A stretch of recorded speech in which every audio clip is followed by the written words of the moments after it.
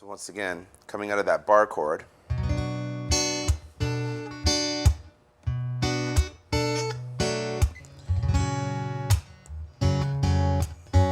however you decide to do that downscale, it's a quick one this time. You're not spending a little longer on that. What you can do is, or you go. The reason why you can go quickly to this finger here is you're not having to.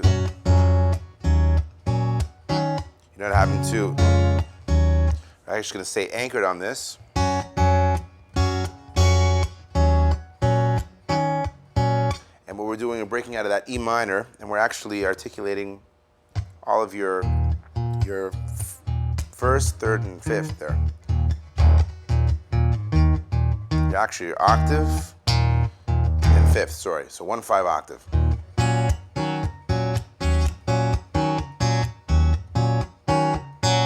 Now while we're doing that, we're going to be on, like I said, I'm going to cover this in a second in terms of the actual pattern, but we're going to stay anchored on our 2 and 3.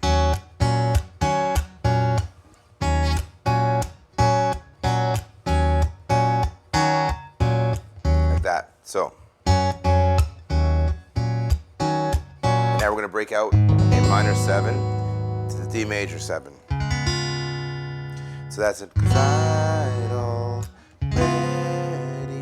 And then we're going to go into our chorus section, essentially, if we're following the standard pattern of a pop song. So we're going A minor 7, D major 7.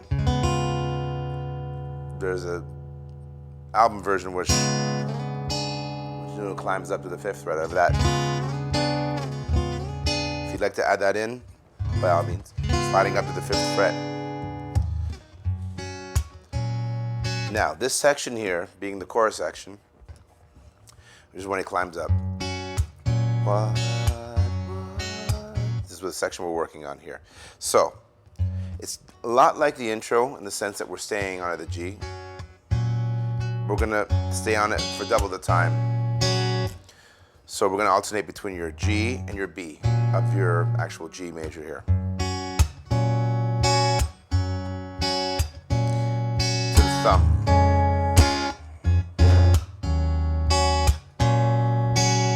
So, double time. D and F sharp. E, the B of the E, and now we're going to go into our C. More than words to show. Now you're downscaling. More than words to show. B, A minor 7, that's your love. D major.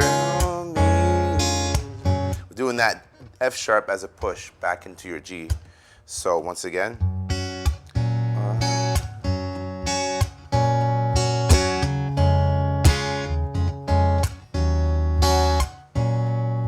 C.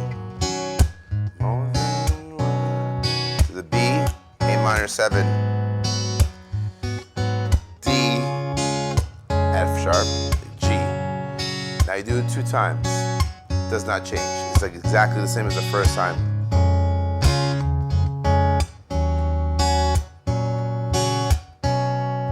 Is the and you wouldn't make this. And now you're gonna end on the D major 7. And there, that's where your comes out re-intro. Same as the intro.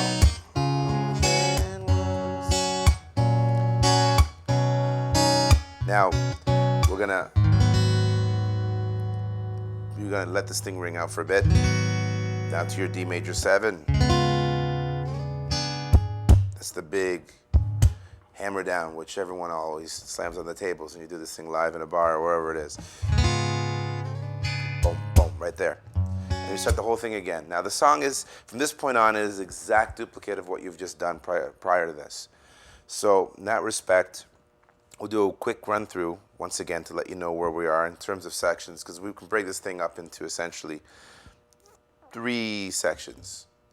Your verses, same as the intro and re-intro, so you've got that. And then the other section is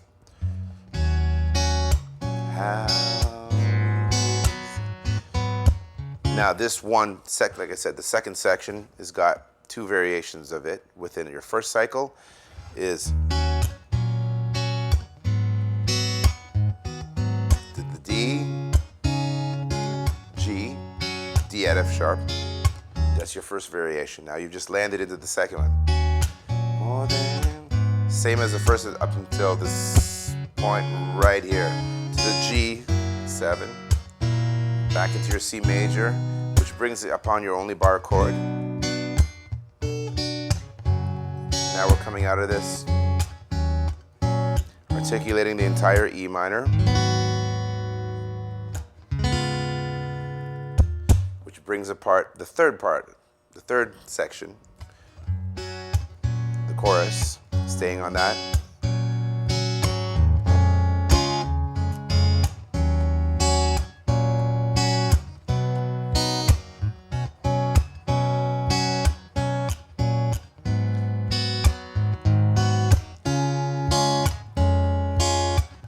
Which you would do again. That second, this third section here is just got the same cycle 2 times. And then that brings apart the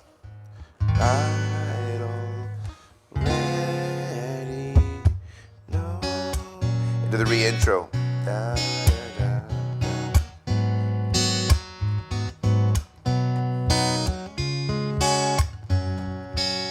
Two times.